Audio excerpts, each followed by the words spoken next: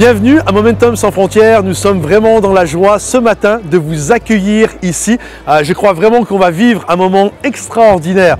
J'ai un message qui s'intitule « La peur n'aura pas mon futur ». Et on va regarder comment ne pas s'inquiéter en 2023, ce que Jésus nous dit. On a débuté cette série d'enseignements sur les questions de Jésus qui vraiment vont guider notre année et qui sont d'une richesse extraordinaire. Et juste avant, on va avoir un temps de louange avec Dan Muten et toute l'équipe de Momentum. Alors louez, adorez Dieu, abandonnez-vous dans les mains de Dieu et soyez bénis et encouragés à travers ce message. A tout de suite. On va chanter ensemble que Dieu est un Dieu sauveur. On fera des mains. 1, 2, 3, hey!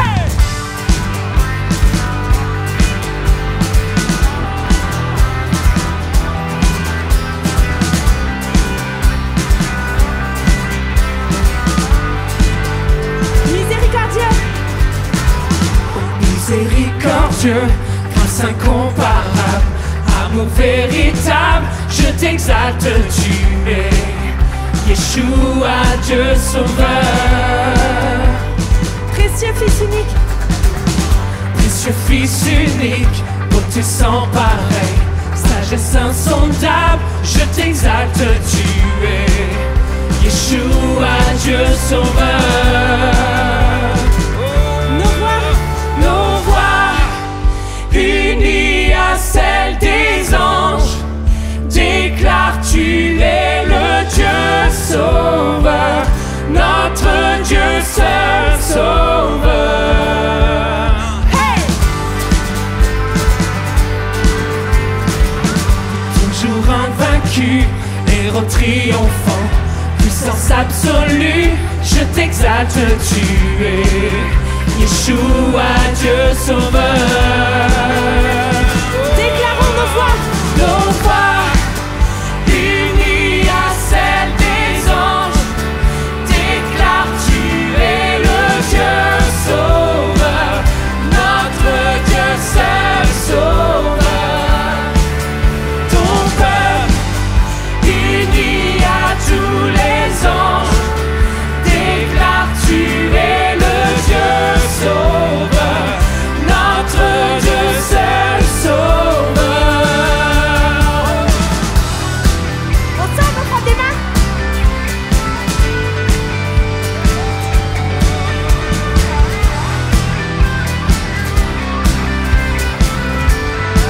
On va le dire de tout notre cœur, je suis à toi. Je suis à toi, mon cœur ne bat que si tu vis en moi. Je suis à toi, je suis à toi, mon cœur ne bat que si tu vis en moi. Je suis à toi. Je suis à toi, mon cœur ne bat que si tu vis en moi. Je suis à toi. Je suis à toi. Je suis à toi, mon cœur ne bat que si tu vis en moi. Je suis à toi. Nos voix, unies à celles des anges, déclarent tu es le Dieu sauveur, notre Dieu seul sauveur. Ton peuple, uni à tous les anges, déclare tu es le Dieu sauveur, notre Dieu seul sauveur. Nos voix, unies à celles des anges, déclare tu es le Dieu sauveur, notre Dieu seul sauveur. Ton peuple, uni à tous les anges, déclare tu es le Dieu sauveur, notre Dieu seul sauveur. Tu es mon sauveur. Nous déclarons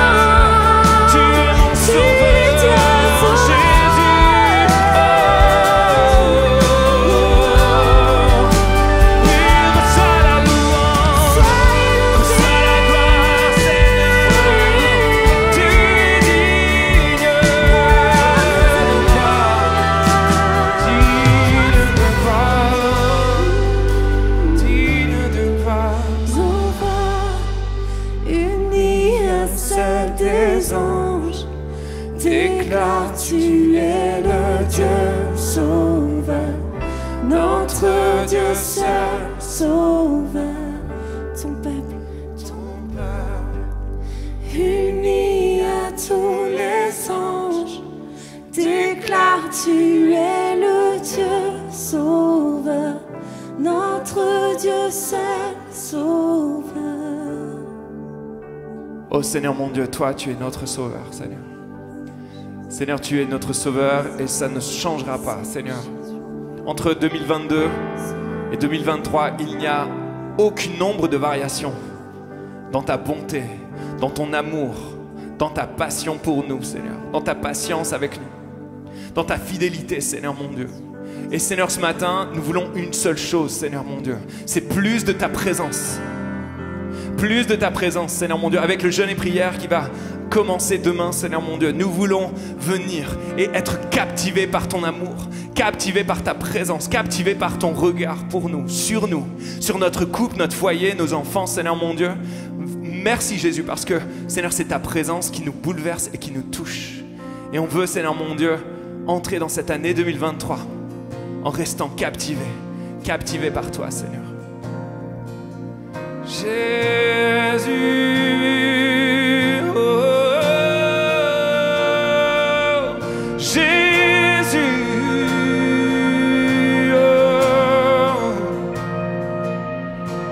Jésus.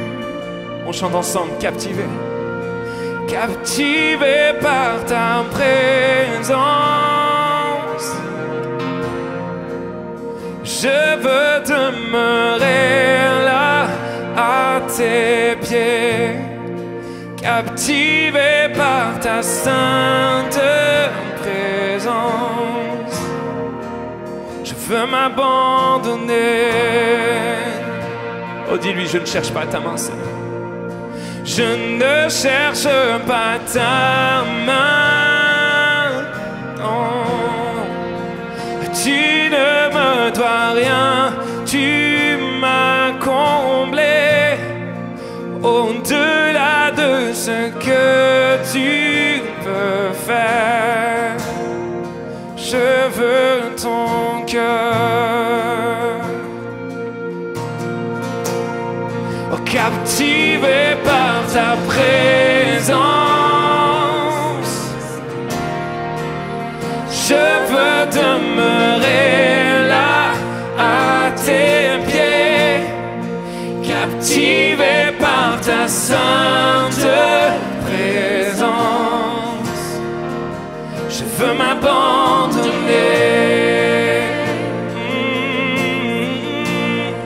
Je ne cherche pas ta main. Non, non, non, non. Tu ne me dois rien, tu m'as comblé au-delà de ce que tu peux faire. Je veux ton cœur. Oh, pardonne-moi, Seigneur. Et pardonne-moi quand tout n'est qu'une habitude. Pardonne-moi quand j'oublie pour qui je chante. Je veux tout recommencer. J'ouvre à nouveau mon cœur à toi.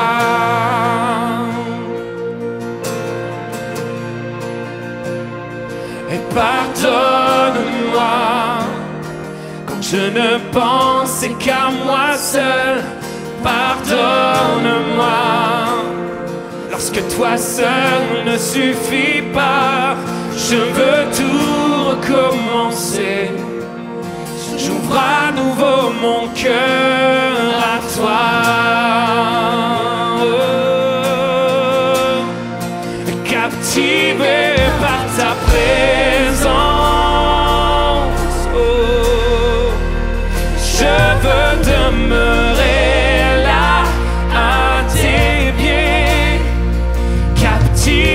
par ta sainte présence.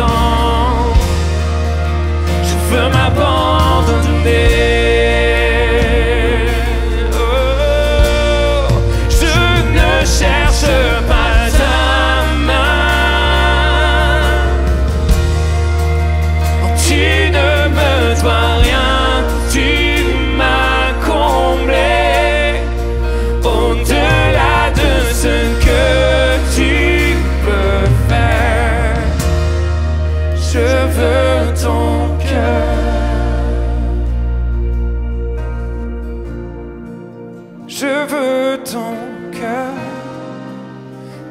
monde,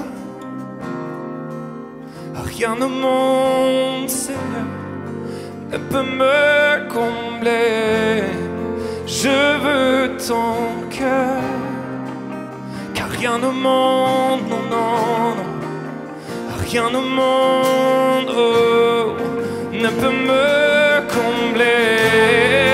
Je veux ton cœur, car rien au monde, rien au monde, oh, ne peut me combler. Je veux ton cœur, car rien au monde, Seigneur, rien au monde, oh, ne peut me combler. Oh, je veux ton cœur, rien au monde, Seigneur, rien au monde, oh, ne peut me combler. Je veux ton cœur, car rien au monde, oh, oui, rien au monde, oh, ne peut me combler. Captivé par ta présence, oh, oui, je veux demeurer là à tes pieds. Captivé par ta sainte présence, oui Seigneur, je veux m'abandonner. Oh, je ne cherche pas ta main, tu ne me dois rien, tu m'as comblé. Au-delà de ce que tu peux faire, je veux ton cœur. Je veux ton cœur. Je veux ton cœur, Seigneur. Plus de toi, Seigneur. Je veux ton cœur, Jésus. Père éternel, nous te louons. Pour qui tu es, nous t'adorons. Merci à toute l'équipe de Louange pour ce bon moment passé dans la présence de Dieu. Si toi aussi il t'a béni, n'hésite pas à partager la vidéo. Et avant de retrouver le message du pasteur Patrice, je vous invite, si vous avez un besoin de prière, à le déposer dans le formulaire qui se trouve épinglé au chat. Il y a des conseillers qui sont là et qui pourront prier pour vous à l'issue de la réunion. Ils vont vous appeler et prier pour votre besoin. Je vous retrouve tout à l'heure après le message du pasteur Patrice.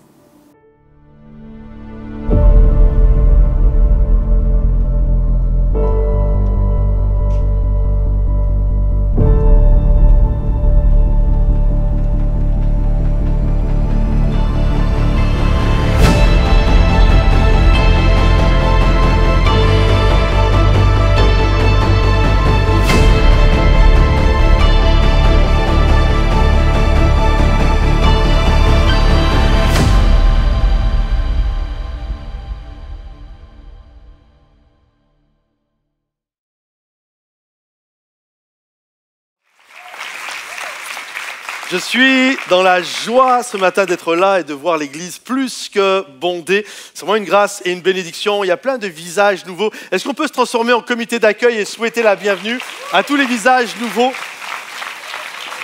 Également, est-ce qu'on peut applaudir bien fort tous ceux qui nous rejoignent sur Momentum Sans Frontières, sur Internet? Est-ce qu'on peut les applaudir? On est heureux de vous avoir avec nous à travers les quatre coins de la francophonie. Alors, nous sommes dans une série de messages qui a commencé la semaine passée. Qui était là la semaine passée? Laissez-moi voir vos mains. Ok, il y en avait quand même pas mal qui étaient là. Et on a commencé, le pasteur Yvan a commencé une série de messages. Vous avez vu le teaser sur les questions de Jésus. Combien croient, par applaudissement, que les questions de Jésus, c'est puissant? Il y en a qui le croient. Je crois vraiment à cette réalité. C'était en 2006 j'étais en train de lire la Bible, en train de lire un texte des évangiles, et là, je suis tombé sur une question de Jésus qui m'a bouleversé, qui m'a percuté. Vous savez, les questions de Jésus sont vraiment puissantes. Et ça a tellement touché mon cœur que j'ai commencé à prendre une feuille, un stylo, et là, j'ai traversé les 4 évangiles, et dès que je voyais une question de Jésus, je la notais. J'ai dit, un jour, je vais faire une série de messages là-dessus. Il y a des questions extraordinaires. Hein. Veux-tu être guéri? Crois-tu que je puisse faire cela? Pourquoi cueille-t-on des raisins sur des épines? Enfin, des trucs, des mots, tu ne comprends pas trop, etc. etc. Et j'étais bouleversé de voir toutes ces questions et je les notais. Et je me souviens, moi, dans ma tête, je pensais, on était en 2006, donc il y a 17 ans de ça en arrière, et je pensais que j'allais faire une série de messages dans l'année, voire peut-être 2007. Mais Dieu seul connaît les temps. Est-ce que vous le croyez ça? Et en fait, la réalité, ça se fait en 2023, quasiment 17 ans plus tard. Et je suis vraiment plein d'émerveillement et d'anticipation de croire ce que Dieu va être capable de faire à travers cette série et cette réflexion sur les questions de Jésus.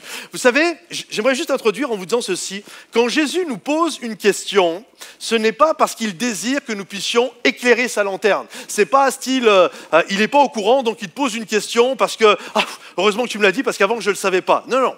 La Bible nous dit que Jésus est omniscient. Ça veut dire qu'il a une connaissance parfaite du passé, du présent et des choses à venir. Donc, quand il te pose une question, ce n'est pas dans le but que tu éclaires sa lanterne, c'est dans le but de te faire réfléchir afin que tu puisses changer quelque chose en toi, dans ta réflexion, qui va se traduire par un comportement qui va t'aider à aller de l'avant.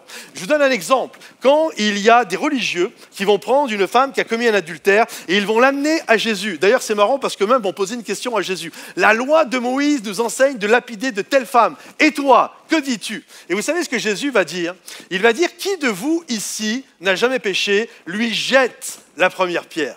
En fait, Jésus sait qu'ils ont tous péché, c'est pour ça qu'il pose cette question. Mais il veut les amener à réfléchir. Et quand ils ont réalisé qu'ils n'étaient pas dignes de juger les autres parce qu'eux-mêmes avaient fait des choses répréhensibles, la Bible nous dit qu'ils ont laissé les pierres qu'ils tenaient dans les mains et chacun est rentré à la maison. Et je crois que c'est ça. Les questions de Jésus sont puissantes. Les questions de Jésus sont capables de nous amener à un nouveau paradigme qui va nous aider à aller de l'avant. Alors aujourd'hui, j'aimerais vous encourager à travers toute une série de questions sur la même thématique qui est l'inquiétude, sur les peurs, sur les angoisses, et nous amener à réaliser que Jésus est capable de nous aider par rapport à ça. Vous savez, la peur se niche dans le creux de notre esprit et elle est capable de nous réveiller en pleine nuit, un peu comme c'est les morts-vivants, là, t'es en pleine nuit comme ça, puis là d'un seul coup ça sort, ça vient de partout avec les fameux « et si ». Et si finalement la grosseur que tu as, c'était un cancer? Et si ta femme te trompait? Et si ton mari te laissait? Et si tu avais un impayé qui va couler ta boîte? Et si ton patron te vire? Et si alors qu'on arrive dans une période de froid et que tu n'as pas d'argent? Et si le froid arrive, est-ce que je vais être capable de payer un manteau à mon petit garçon, à ma petite fille? Et si je ne suis pas capable de remplir le frigo, comment ma famille va manger? Et là, tu as tous les ici qui sortent en plein milieu comme des cauchemars, en plein milieu de la nuit, qui vient littéralement nous envelopper et nous angoisser. J'aimerais te dire, Jésus a une question pour toi afin d'être délivré de tous ces « et si » qui viennent la nuit pour t'angoisser. Et j'ai intitulé le message de ce matin, « La peur n'aura pas mon futur ». Est-ce que vous croyez que c'est un bon titre, ça? « La peur n'aura pas mon futur ». Juste pour vous planter le décor, il y a une foule qui vient, Jésus va prêcher le fameux sermon sur la montagne, le plus beau des messages qui a jamais été prêché. Et là, il y a une foule qui est languissante et qui vient à la montagne, qui vient au pied de Jésus parce qu'ils ont des peurs, ils ont des inquiétudes comme beaucoup d'entre nous. Ils ne savent pas comment ils vont faire pour s'en sortir, ils ne savent pas comment ils vont s'habiller, ils ne savent même pas de quoi ils vont être capables, s'ils vont être capables de manger aujourd'hui, ils ne savent pas s'ils vont être capables de finir la fin du mois. Ils ont toutes sortes d'inquiétudes sur leur lendemain. Et là, ils viennent languissants devant Jésus afin que Jésus puisse répondre à leurs questions. Et ce qui est beau, c'est que pour répondre à leurs questions, Jésus va leur poser des questions. Et j'aimerais qu'on lise cela. Il est dit ceci, c'est Jésus qui parle. « C'est pourquoi je vous dis, ne vous inquiétez pas en vous demandant qu'allons-nous manger ou boire ? Avec quoi allons-nous nous habiller? La vie, ça c'est la première question. C'est une série de questions, mais c'est toujours la même thématique. La vie ne vaut-elle pas bien plus que la nourriture? La vie, c'est pas juste de la nourriture. Et le corps, ne vaut-il pas plus que les habits? Voyez ces oiseaux qui volent dans les airs. Ils ne sèment ni ne moissonnent. Ils n'amassent pas de provisions dans les greniers, et votre Père céleste les nourrit. N'avez-vous pas bien plus de valeur qu'eux? D'ailleurs, qui de vous, ça c'est une question, elle est super puissante, hein. D'ailleurs, qui de vous peut, à force d'inquiétude, prolonger son existence ne serait-ce de quelques instants? Qui ici est capable, juste parce que je suis stressé et inquiet, je vais être capable de rallonger mon existence? Personne n'est capable de faire ça. Quant aux vêtements, pourquoi vous inquiétez à leur sujet? Observez les lys des champs. Ils poussent sans se fatiguer à tisser des vêtements. Pourtant, je vous l'assure, le roi Salomon lui-même, dans toute sa gloire, n'a jamais été aussi bien vêtu que l'un d'eux. Si Dieu habille avec tant d'élégance la petite plante des champs qui aujourd'hui est là et qui demain sera jetée au feu, à plus forte raison, ne vous vêtira-t-il pas vous-même? Ah, votre foi est encore bien petite. Ne vous inquiétez pas donc et ne dites pas « Que mangerons-nous » ou « Que boirons-nous » ? Avec quoi nous habillerons-nous ?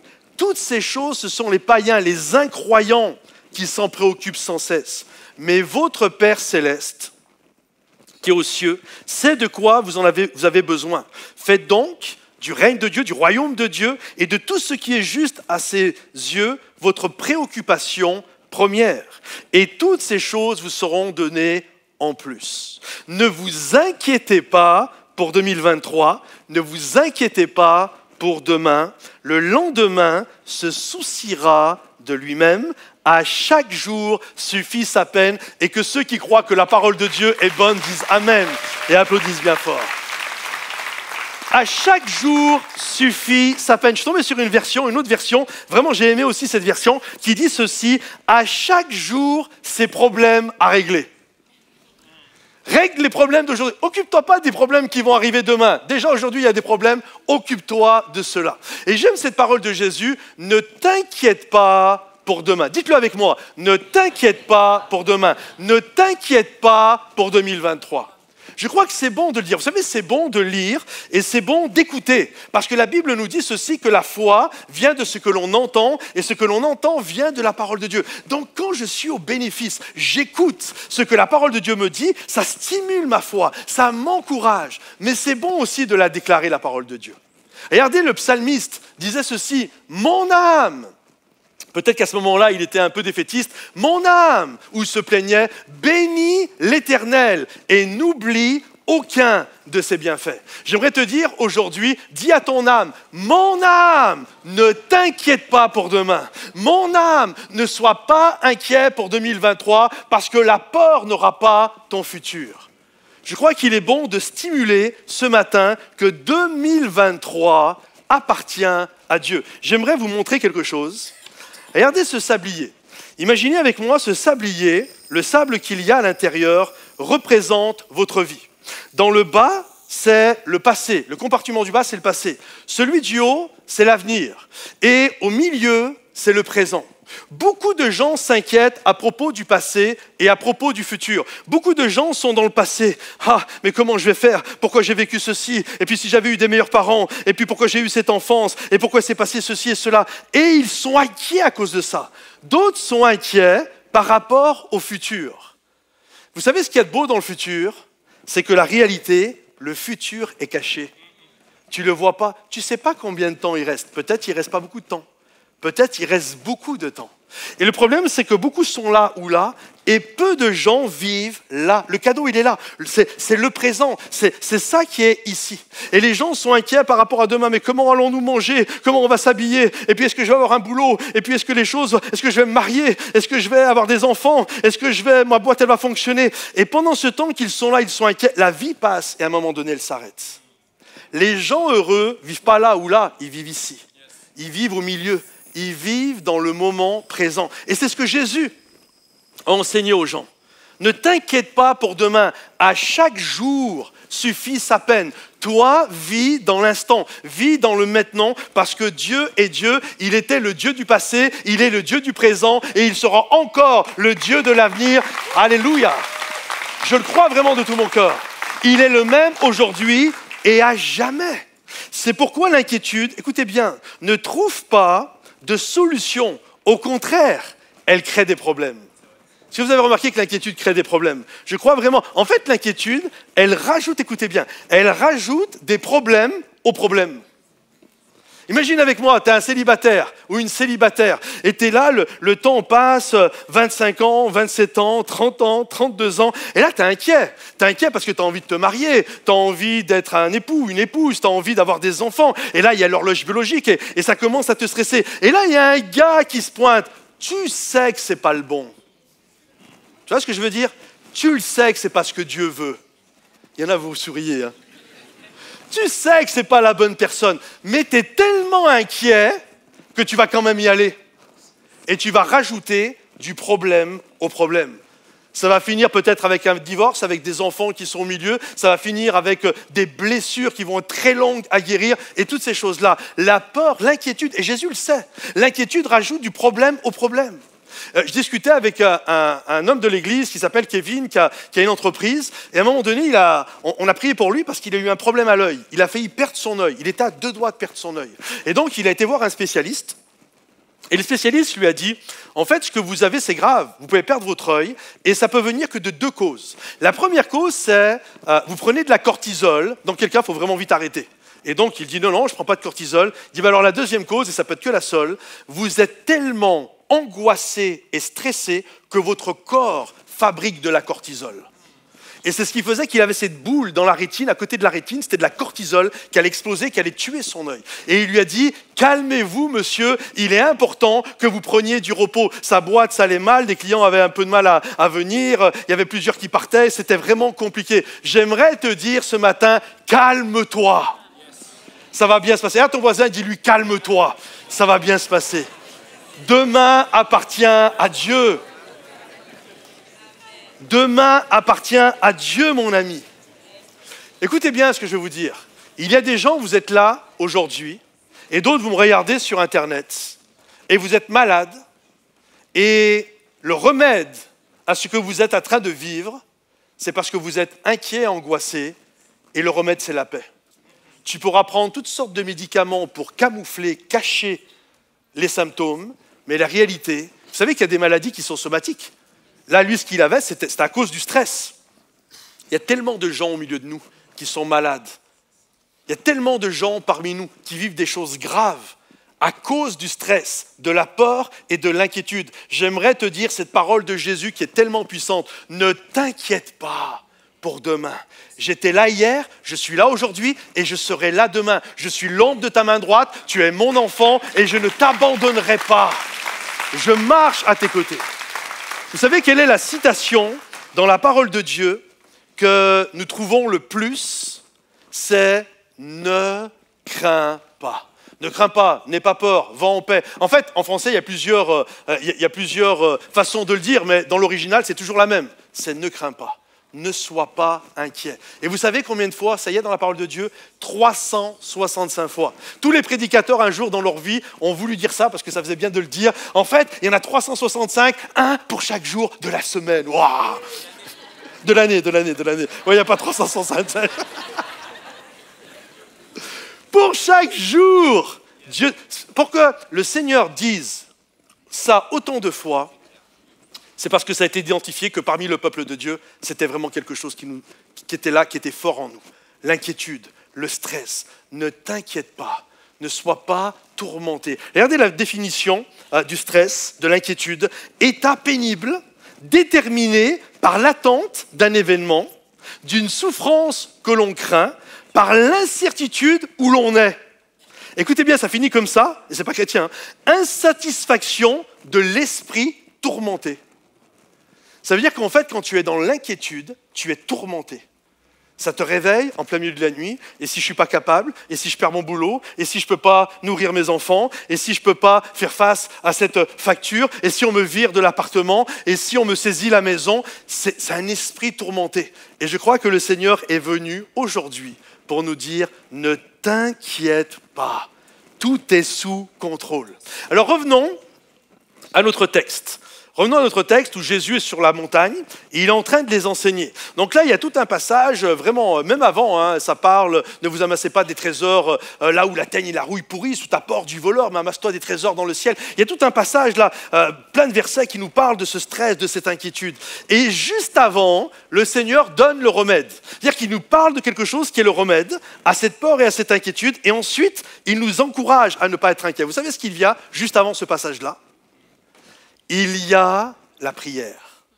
En fait, Jésus est en train de nous dire, tu veux être délivré de tes inquiétudes, il va falloir que tu apprennes à prier. Il va falloir que tu apprennes à abandonner ta volonté dans les mains de Dieu à travers la prière. J'ai noté ceci, pour ne pas laisser la peur nous envahir en 2023 et autres, Jésus nous enseigne à prier. Et il va dire ceci, juste avant le passage que nous avons lu ensemble, il dit ceci, voici donc comment vous devez prier, et après vous connaissez le passage. Notre Père qui es aux cieux, que ton nom soit sanctifié, que ton... Ça se voit qu'on n'est pas dans une église catholique. Hein. Là, il serait parti au taquet. Hein. Là, vous êtes là, on est des évangéliques. Nous, on va pas le dire. Ne vous inquiétez pas, ne stressez pas. C'est Jésus qui l'a dit. Tout va bien se passer. Tout va bien se passer. Et on appelle ça la prière du Notre Père. En fait, on devrait l'appeler la prière des disciples. Parce que ce n'est pas Dieu qui doit la faire, cette prière, c'est nous, les disciples, qui devons faire cette prière. Où on apprend à réaliser que notre Dieu est aux cieux et qu'il domine sur toute chose et qu'il est capable de me donner mon pain quotidien, il est capable de me pardonner et de m'amener à pardonner aux autres, il est capable de me délivrer, il est capable de m'amener à accomplir sa volonté. Et je crois que celui qui prie en abandonnant chaque jour sa volonté à la volonté de Dieu, en invitant chaque jour Dieu à agir, est beaucoup plus enclin à vivre dans la paix que celui qui n'a aucune communion avec Dieu. Il y a une puissance dans la prière, et la puissance que nous trouvons dans la prière, c'est qu'elle nous donne la paix dans la tempête. Regardez, il y a un passage, une vignette biblique qui est vraiment intéressante. À un moment donné, la Bible nous dit que Jésus est dans une barque, et il est là, et il dort tranquillement. Okay, il fait une sieste, tout se passe, tout va bien, il fait une sieste. Et là, tu as tous les autres apôtres, ils sont autour dans la barque, et là, une tempête se lève. Mais une tempête violente, c'est des marins, la plupart c'est des marins, des pros. Et là, ils sont vraiment inquiets. Ça ballotte de tous les côtés, de gauche, de droite, c'est vraiment des vagues, c'est vraiment impressionnant. Et Jésus, pendant ce temps, vous savez ce qu'il fait ? Il continue de dormir, et il est relax. Et eux, ils sont tellement dans l'inquiétude. La peur n'aura pas mon futur. Je pense que ça aurait été un bon titre pour eux à ce moment-là. Et là, ils sont inquiets, ils sont stressés. Et au bout d'un moment, ils en peuvent tellement plus. Ils informent Jésus. Ils le réveillent. Ils disent, Jésus, réveille-toi. Tu vois pas qu'on est en train de mourir? Et vous savez ce que Jésus va leur dire? Vous avez une petite foi. Vous avez une petite foi parce que la réalité, je suis là dans la barque. Si je suis là dans la barque, il ne va rien arriver. C'est juste pas possible. Alors Jésus va répondre à leur prière, à leur demande. Il va calmer la tempête. Et on aime quand Jésus calme la tempête, n'est-ce pas? Mais je crois que ce que Jésus, c'est ma lecture en tout cas que je fais de ce texte, je pense que Jésus, ce qu'il aurait aimé, c'est qu'il reste en paix dans la tempête. La Bible dit qu'il pleut sur tout le monde. Il pleut sur les gentils comme sur les méchants, et le soleil se lève sur les justes comme les injustes. Et j'aimerais vous dire, la tempête, elle est pour tout le monde aussi. Et c'est pour ça qu'il dit, mais si en fait la paix, tu l'as, que quand c'est calme, on est comme les incroyants. On est exactement pareil, sauf que nous avons Jésus qui est dans la barque.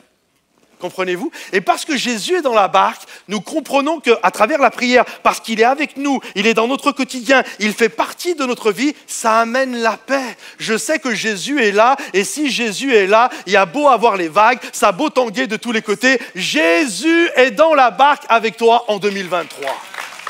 Alors reste en paix. Reste en paix par rapport à ça. Et il y a cette pensée souvent, et c'est ce que d'ailleurs les disciples ont fait, ils ont informé Jésus. « Hey Jésus, tu vois pas qu'on est en train de périr? Mais réveille-toi, fais quelque chose. Et souvent, soyons honnêtes, souvent, moi aussi, je l'ai souvent été, et j'ai appris par rapport à ça, et beaucoup d'entre nous, même quand j'entends prier, bien souvent, quand on prie, on fait quoi? On informe Dieu de ce que l'on vit. Seigneur, tu vois pas ce que je suis en train de vivre? Seigneur, tu vois pas mon patron, comment il est avec moi? Tu vois pas cette collègue de boulot, comment elle m'en fait baver? Et tu vois pas mes enfants? Tu vois pas le comportement de mon mari? Tu vois pas ma femme, comment elle est? J'en ai marre, Seigneur. Et on est là, on informe Dieu. Écoutez, j'ai un scoop pour vous. Dieu le sait. Je viens de te faire gagner 50% de temps de prière. Dieu le sait. Tu n'as pas besoin de l'informer. La prière n'est pas informer Dieu. Parce que Dieu sait tout. La prière, c'est quoi? Entre autres, pas que, mais entre autres, la prière, c'est quoi? C'est inviter Dieu dans ce que tu es en train de vivre. Seigneur, regarde au boulot, ça ne se passe pas bien. Je t'invite. Viens, Seigneur, viens, montre-moi. Je t'invite à venir prendre les rênes de cette situation et parle-moi, Seigneur. Montre-moi, peut-être qu'il faut que je change de boulot. Peut-être que, Seigneur, il y a tel comportement qui n'est pas bon. Mais montre-moi. C'est ça la prière. C'est inviter Dieu dans ton histoire. Chaque jour, je prie. Tu es dans les cieux et tu règnes, Seigneur. Et je veux faire ta volonté. Je t'invite, Seigneur mon Dieu, dans ma vie afin que je puisse faire et accomplir ce que tu désires dans ma vie. Et quand tu invites Dieu et que tu réalises que tu as prié pour ça, alors quoi qu'il se passe, que la mer soit calme, que la tempête se déchaîne, que la porte s'ouvre, que la porte se ferme, tu restes tranquille parce que tu as invité Dieu. Et tu sais que ce qui est en train de se passer est sous le contrôle de la main de Dieu. Il y a tout juste une semaine de ça en arrière, j'ai vécu avec mon épouse une histoire assez... c'est la première fois, j'espère que ce sera la dernière fois qu'on a vécu ça. On était partis pour aller à Bruxelles. Dimanche passé, on devait prêcher à Bruxelles.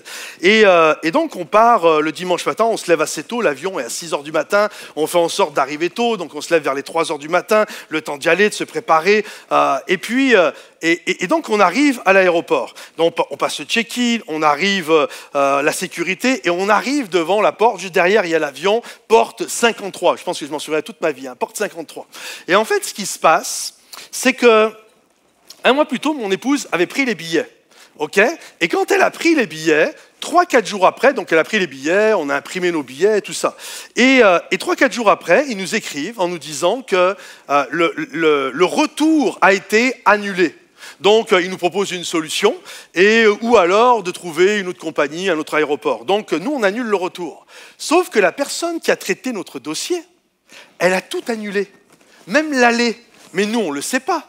Okay, et donc, on a même notre billet dans les mains. J'ai même l'email avec le QR code sur mon téléphone. Vous savez, comme quand vous checkez là. J'ai ça, moi, donc je rentre avec ça. Et donc, c'est pour ça qu'on a passé le contrôle, on a tout passé. Et on arrive de l'autre côté, et je vous dis, on arrive en avance. Donc, on était les premiers à passer. Et donc, je donne mon billet. Moi, je suis tout content. Let's go. En fait, tu stresses un peu le dimanche matin parce que 3 heures après, tu dois être quand même dans un autre pays en train de prêcher. Donc, je suis content, tout va bien. L'avion est là, je suis là, tout va bien. Je lui donne mon truc. Et là, ça devient rouge. Monsieur, il y a un problème, on ne vous trouve pas. Mettez-vous là. Mon épouse, elle passe derrière. Bouh, rouge, bis. Et là, moi, je veux qu'elle trouve une solution. Là, tu n'en as rien à faire qu'il y en a 200 derrière toi. Trouve-moi la solution, s'il te plaît. Et là, la femme, écoutez, je dois faire monter les gens. Stressez pas, on regarde ça après. Et donc, heureusement, on a eu un 20-25 minutes à attendre que l'avion se remplisse. Pendant ce temps, avec mon épouse, c'était le stress là. Et je commence à prier. Je dis, Seigneur, je ne sais pas ce qui se passe, mais je te fais confiance. Je sais que ma vie est dans tes mains. Je sais que tu es celui qui ouvre et qui ferme les portes. Je sais, Seigneur, je t'invite. Montre-moi ce que tu veux faire, etc., etc. Je prie, puis hop, je suis en paix. Je sais que c'est dans les mains de Dieu. Et puis quand tout le monde finit, là, elle commence à nous parler. Et en même temps qu'elle me parle, je vois qu'ils sont en train de fermer la porte de l'avion. Je ne sais pas si ça vous arrive, vous avez déjà prié pour quelque chose, mais quand ça passe à l'action, c'est comme ta prière, tu l'as oubliée, tu vois. Et là, je la regarde. Non, il me faisait stresser, cette compagnie d'avion, je ne peux pas dire leur nom, c'est Ryanair. Et je leur dois bien ça. Et là, littéralement, tu sais, quand tu dis Dieu a fermé la porte ou Dieu a ouvert la porte, là, c'est imagé. Là, c'est pour de vrai. Tu la vois, la porte se fermer. À porte, là. Et là, elle me regarde, la femme, elle dit « Ben non, c'est pas possible, monsieur et tout. » Je dis « Comment ça ?» Et je commence, dans mon corps, « T'as pas tort. Tu le sais, c'est toi qui as tort. Et en plus, tu as des solutions, il y a des places dans l'avion. C'est simple, fais-moi sur dedans. Enfin, tu vois ce que je veux dire? Mais c'est leur protocole, etc. Et ça a duré 10-15 secondes, ça n'a pas été long. Et je vois mon épouse, pareil. Puis là, je me retourne, je la regarde. Je fais, écoute, c'est dans les mains de Dieu. On a prié pour ça, c'est dans les mains de Dieu. Soyons en paix par rapport à ça. Donc la porte se ferme. On repart. Et on repart. C'est très particulier comme sensation. Et là, on repart. Il faut quand même trouver une solution pour Bruxelles, là. Et heureusement, il y a plusieurs couples pastoraux qui ont rejoint l'église là-bas. Donc, c'est 6h du matin. Et je téléphone à un gars qui s'appelle Jonathan. Et j'appelle Joe. Et là, je sonne et ça répond pas. Vous m'étonnez, le gars, il est en train de dormir. Hein. Il sait pas. Hein. Et là, je téléphone, mais ça durait 15-20 minutes. Je recontacte Dan. Donne-moi le numéro de sa femme. J'appelle sa femme. Ça répond pas. Et au bout d'un moment, c'est lui qui me rappelle. Au bout de, je sais pas, c'est 6h30. Je le sens, il vient de se lever, quoi. Il a la voix dans le brouillard. Et là, il me dit, ouais, qu'est-ce qu'il y a? Je lui dis, j'ai raté mon avion. Et lui, je le sens, tu sais, qu'est-ce que j'y fasse? Je vais pas venir en voiture te chercher de Bruxelles, tu vois. Et là, je lui dis, écoute, en fait, est-ce que tout à l'heure, tu peux prêcher à ma place? Et là, j'ai vu sa voix directe, elle est devenue claire, ça a changé. C'était la bonne nouvelle pour lui de la journée. Hein. D'un seul coup, il venait de vivre une promotion. Et une chose... Je sais ce qui s'est passé dans sa tête, j'ai déjà vécu ces choses-là. Et là, en fait, quand je raccroche, je sais pas pourquoi je fais ça quand tu es raccroché. Tu sais, les vieux téléphones. Ça se fait plus, ça, je fais ça plutôt. Et dis Siri, raccroche. Et je me souviens, je raccroche. Et dans ma tête, j'ai une pensée. C'est fou parce que c'est comme Dieu m'a fermé la porte à moi, la porte 53. Et en même temps, Dieu a ouvert la porte à un autre gars. Et c'est comme ça m'a mis en paix. C'était comme, Dieu le savait. Dieu savait, quand Dieu ferme une porte à un endroit, il ouvre une autre porte à un autre endroit. C'est pour ça que Dieu dit, ne t'inquiète pas pour demain. Ne t'inquiète pas pour demain. Tout est sous contrôle et que ceux qui le croient applaudissent bien fort. J'ai noté ceci. S'inquiéter, c'est miser sur un problème qui n'arrivera peut-être jamais. Vous savez que 80% de vos peurs n'arriveront jamais. Hein. S'inquiéter, c'est avoir la foi dans le négatif. C'est-à-dire que je crois au pire. Au lieu de croire à ce que Dieu me dit, moi je crois au pire, je crois à la catastrophe. C'est ça, s'inquiéter. S'inquiéter, c'est avoir la foi à l'envers. S'inquiéter, c'est réagir plus à la voix négative qu'à la voix positive. Vos pensées sont infectées par l'angoisse. Vous savez que l'angoisse, c'est ce qu'il y a de pire. Hein. La peur, on arrive à l'identifier. J'ai peur des souris, j'ai peur de ceci, j'ai peur de cela. L'angoisse, on ne l'identifie pas. C'est-à-dire qu'à un bout d'un moment, on est tellement exacerbé par des peurs qu'on se retrouve dans un état d'angoisse, sans savoir l'identifier. On ne peut pas prendre, et ça je le crois vraiment, de bonnes décisions lorsqu'on est affolé. Quand tu es affolé, tu ne prendras jamais des bonnes décisions. En fait, l'anxiété, c'est littéralement s'inquiéter du lendemain. C'est s'émouvoir pour les choses qu'on pense qu'ils vont arriver et on commence à avoir toutes sortes d'émotions, de stress et d'inquiétude. J'aimerais vous dire ce matin, arrêtez de vous inquiéter parce que demain appartient à Dieu. Dites-le avec moi, demain appartient à Dieu. J'ai noté ceci sur la diapo, oui, demain appartient à Dieu. J'aimerais finir en vous conclure mon message en vous donnant cette illustration biblique. Je demande aux musiciens si vous pouvez revenir, s'il vous plaît. Il y a une femme dans la parole de Dieu qui s'appelle Jézabel. Vous avez déjà entendu parler de Jézabel? Jézabel, c'est une femme terrible. Jézabel représente, elle est mariée à un roi d'Israël qui s'appelle Akab. Et Jézabel, ça représente le monde démoniaque, ça représente le diable, ça représente vraiment toutes sortes de mauvaises choses. Jézabel, c'est synonyme de tueuse de foi, de tueuse de louange, de tueuse d'espérance, de tueuse de prophète. Jézabel, c'est vraiment quelque chose de terrible. Et là, il se passe quelque chose, c'est qu'il y a un homme de Dieu vraiment d'envergure. Okay, quelqu'un, c'est pas un peureux, c'est quelqu'un caractère fort, un prophète qui s'appelle Élie. Et Élie est un homme qui est capable d'aller voir Akab, de confronter le chef du pays. Élie est capable de prier pour les morts et les morts ressuscitent. Élie est capable de dire, voilà, maintenant je prie pour qu'il ne tombe plus de pluie, puis la pluie ne tombe plus pendant 3 ans. Élie dit maintenant que la pluie tombe et la pluie tombe. Élie dit que le feu tombe du ciel et le feu tombe du ciel. Tu vois le style de gars quand même. Tu vois, tu te dis, c'est pas mal quand même. Spirituellement, il y a quelque chose. Et Élie va faire disparaître tous les prophètes de Jézabel qui amenaient le monde démoniaque au milieu du peuple de Dieu. Et là, quand Jézabel va le savoir, elle va s'en prendre à Élie pour l'inquiéter. Écoutez, regardez ce qu'il est dit. Elle va lui envoyer un message et voici le message.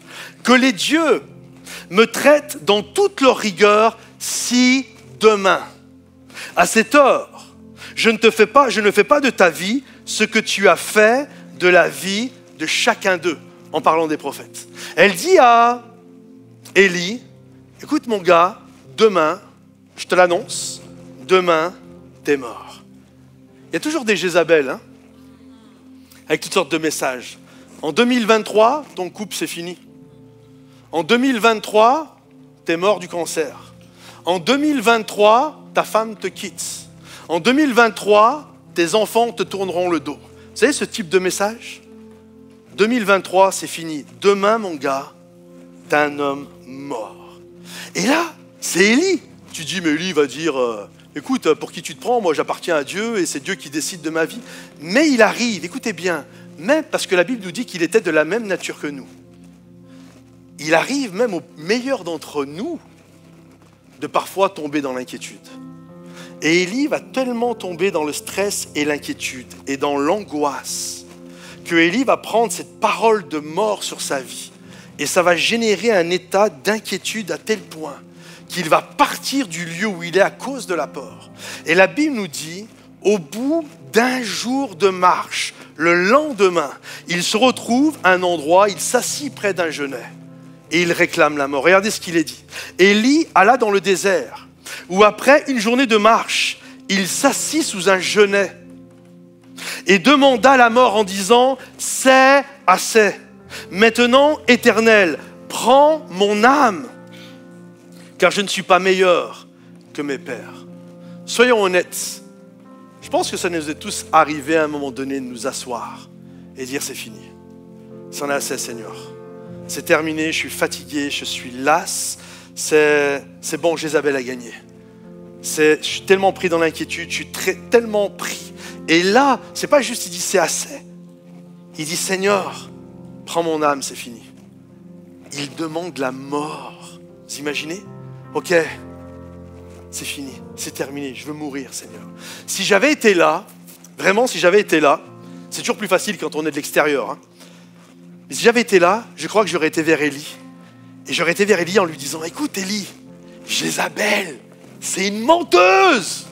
C'est pas vrai. Regarde Élie. Elle t'a dit littéralement quand tu as reçu le message, elle t'a dit demain à cette heure-ci, c'est-à-dire dans 24 heures, t'es mort. Et tu l'as cru. Écoute bien, t'as fait une journée de marche, Élie. Donc 24 heures après, est-ce que t'es toujours vivant ou t'es mort? Ben t'es vivant, Élie. Donc tu vois qu'elle ment. Parce que demain n'appartient pas à Jézabel. Demain appartient à Dieu. Lève-toi. Arrête d'être inquiet sur les Jézabel qui disent des choses sur ta vie. Demain n'appartient pas au diable. Demain n'appartient pas aux démons. Demain n'appartient pas à Jézabel. Demain appartient à Dieu. La peur n'aura pas mon futur et que ceux qui le croient applaudissent. Est-ce qu'on peut tous se lever à notre place?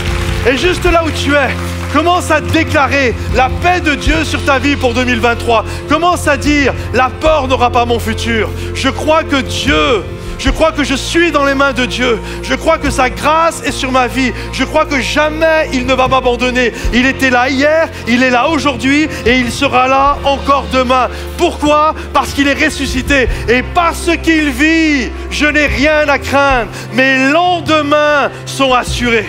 J'aimerais qu'on prenne ce vieux cantique qui dit justement ça.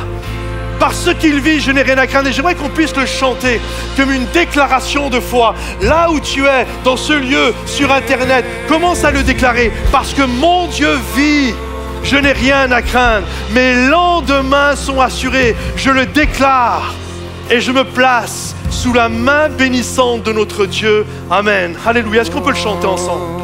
Jésus, parce qu'il vit, je n'ai rien à craindre. Mais lendemains sont assurés entre ses mains. Il tient ma vie pour ce temps et l'éternité. Je sais qu'il vit. Chante Jésus, tu vis. Jésus, tu vis. Je n'ai rien à craindre. Mes lendemains sont assurés entre tes mains. Tu tiens ma vie pour ce temps et l'éternité. Jésus, tu vis. Oh, oh, oh. Allez, on chante ensemble. Jésus, tu vis. Je n'ai rien à craindre. Oh, mes lendemains, oui, sont assurés, sont assurés. Oh, entre tes mains, tu tiens ma vie pour ce temps et l'éternité. Jésus, tu vis. Oh, oh, oh.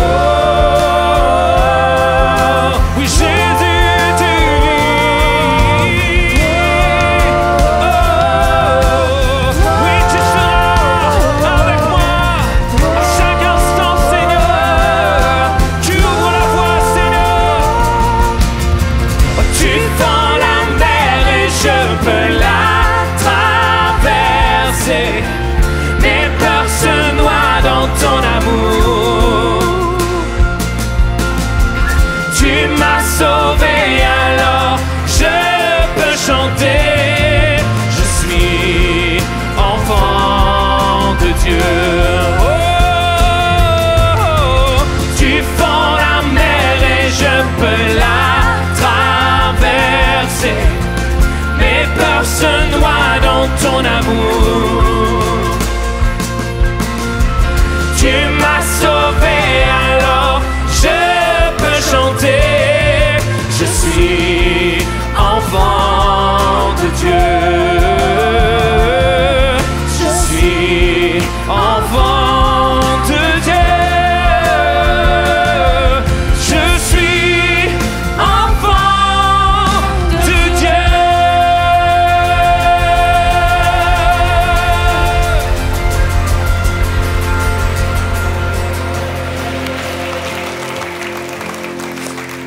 Regarde ton voisin et dis-lui, la peur n'aura pas ton futur. Dis-lui, la peur n'aura pas ton futur. Merci Pasteur Patrice pour ce merveilleux message. Si tu as été encouragé, je t'invite à partager la vidéo un maximum pour encourager à ton tour tout ton entourage. Toute l'équipe se joint à moi pour vous remercier pour vos dîmes et vos offrandes.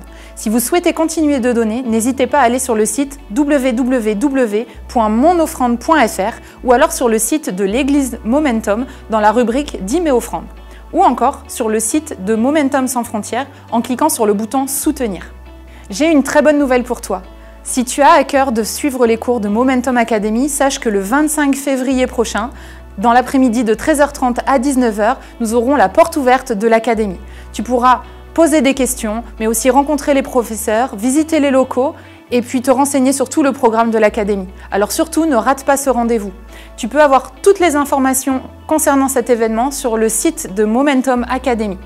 Je vais maintenant te présenter le programme de la semaine de Momentum Sans Frontières. Tu pourras retrouver, si tu es nouveau, un apéro de bienvenue mardi à partir de 19 h. Tu pourras y poser toutes tes questions, mais également poser des questions sur les groupes de maison que tu pourras intégrer par la suite. En suivant, à 20 h, tu pourras retrouver sur YouTube et dans le QG une vidéo sur le thème de la semaine. Et enfin, le mercredi à 6 h du matin avec Nirina en Zoom, le groupe Femmes de prière. Il ne me reste plus qu'à te souhaiter une excellente semaine et à te dire à très bientôt.